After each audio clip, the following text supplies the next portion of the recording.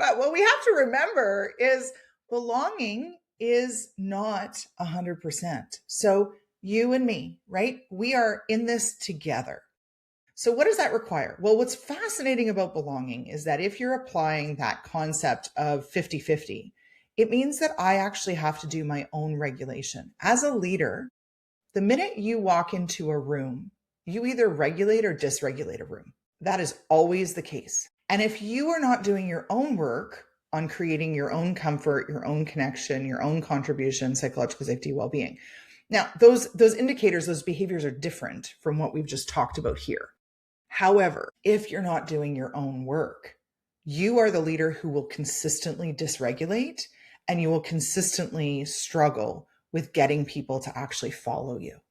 So if you are experiencing extreme pushback right now, that also has a lot to do with how you're either listening to the feedback and what you're doing with it and what you're actually owning for your own 50%.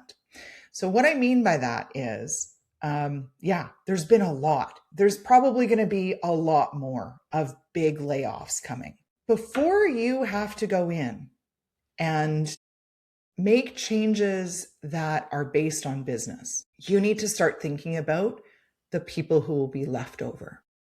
Because if you're not caring for those people, you're actually creating more problems once those cuts are made. So how are you going to regulate for those people? Yes, 100% you have to regulate for the people who are also leaving. You don't want a ton of,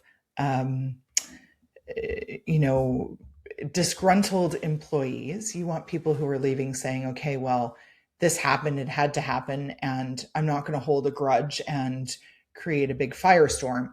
And so how we look at that regulation is also really important. And you need to look again at the concepts around what those packages would be, how you're actually dealing with people, where you're having some one-on-ones that you maybe not have one-on-ones originally.